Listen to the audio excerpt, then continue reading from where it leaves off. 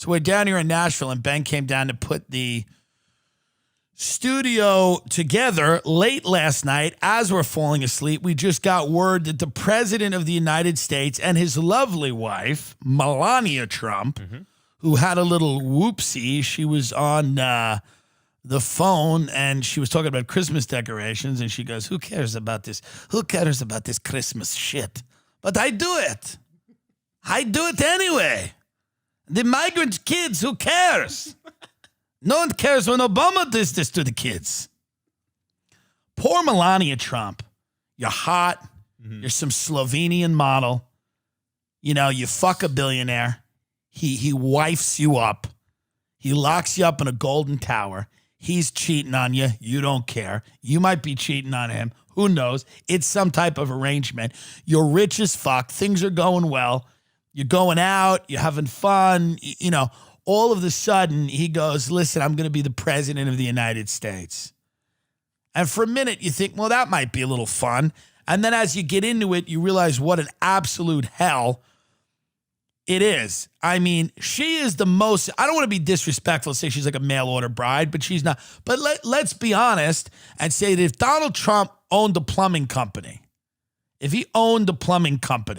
he's not married to Melania Trump, probably, right? Or many of his other wives. It's just what it is. I hope I'm not blowing anyone's brains with that information. I still hope you believe in love out there.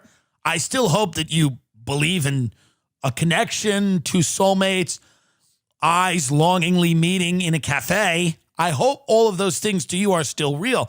But let me not mince words here. There would be no way that Melania and Donald would be together if Donald didn't have a little bit of a fortune. He has a sizable fortune. It makes him appealing.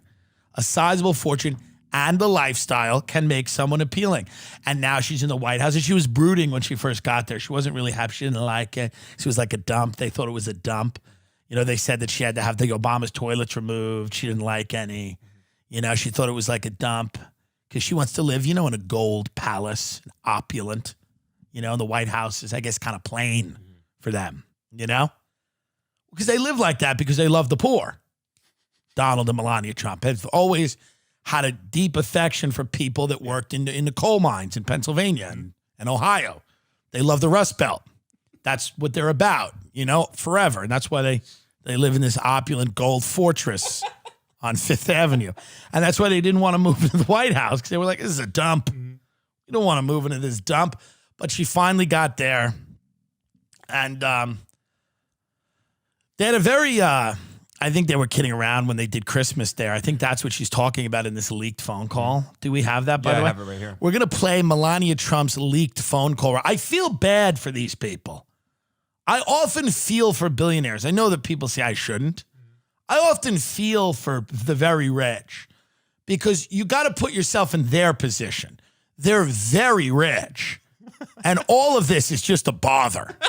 Like the idea that the guy, Jeffrey, that was at your house, now it's on the cover of the paper that he's running a human trafficking ring. It's like, this is annoying to me. That's what being very rich feels like. They're just annoyed all the time.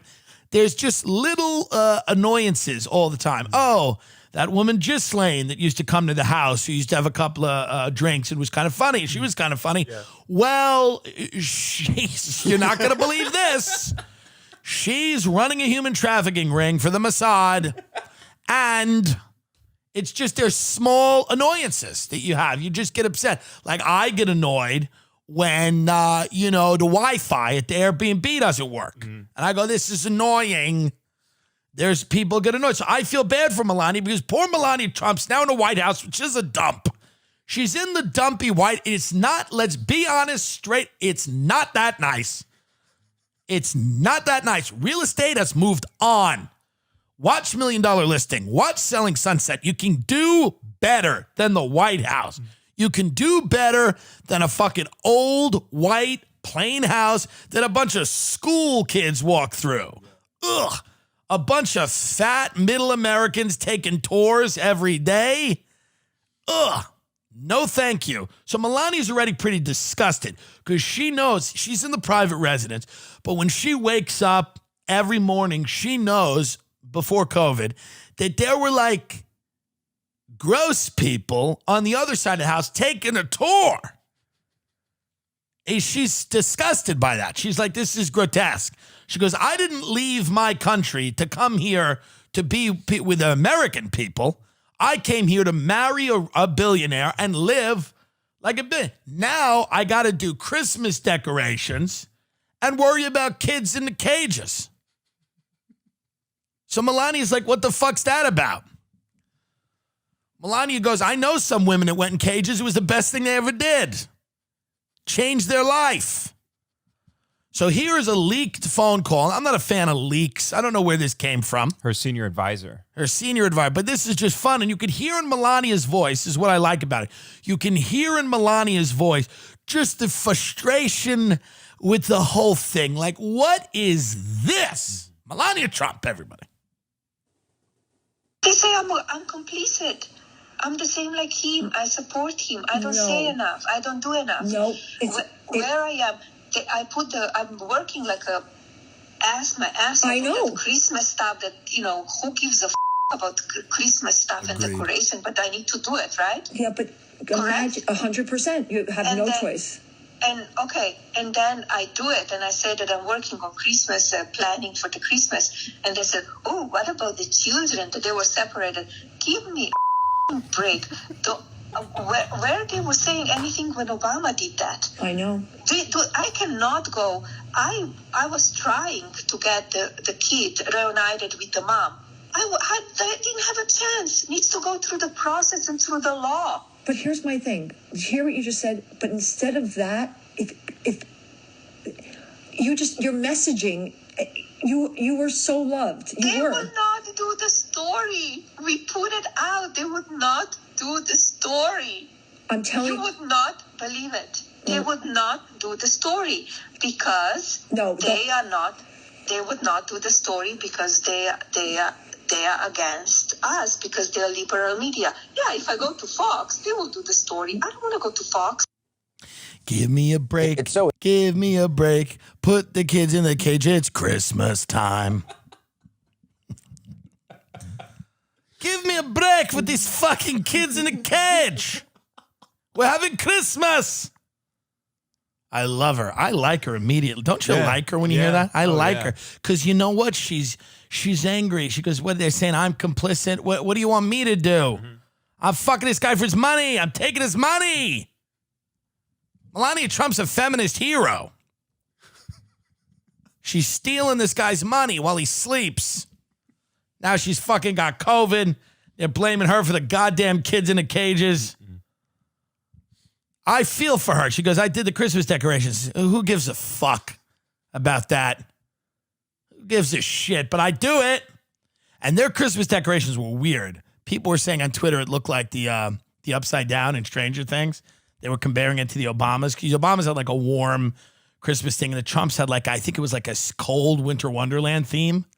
I remember that. Yeah. Yeah. That. Melania looked like the White Witch from Narnia. It was just a strange... But I like a cold Christmas theme. I feel for Melania Trump. Maybe I vote for Melania. How about that? Can I vote for just the spouse? Can I vote for Jill Biden? The spouses here are got to be better than the men. Oh, yeah. The women have got to be better than the men. Jill Biden's got to be more on the ball than him. And from what I've just heard, I think Melania is more qualified than Donald to do this. She's a fucking Slovenian gold digger. Nobody knows more about America than a woman like that who comes over and marries Donald Trump. Nobody understands this country better than her, by the way. People want to shit on her. She gets it. She knows what motivates people, what animates them. I mean, the doomsday planes are up in the air. Ben told me, and what now? These doomsday planes, and they activated them after Trump got COVID, and they didn't want anyone to freak out. They didn't want anybody upset about this. They just said it was a coincidence. It's a coincidence. It's happenstance. It's just one of those things that happen. We just put the doomsday planes up in the air because we like to fly. We like to fly them around, see what happens. It's a doomsday plane. And why do we call it the doomsday plane? No reason. Now, these are the planes that are, what do they cost? It's something absurd. Something like $220 million. $220 million. And the plane is supposed to be able to withstand, what, like nuclear radiation and... Yeah, in the event of a nuclear war, disaster, or other large-scale conflict that threatens key military and government infrastructure, they're used by the airborne command post. Oh, good. And there's 4 of them. There's 4 doomsday planes. Do we know how many of them have been activated? All of them? I'm not sure. Let me look that up. We don't know. It's hard to know, folks.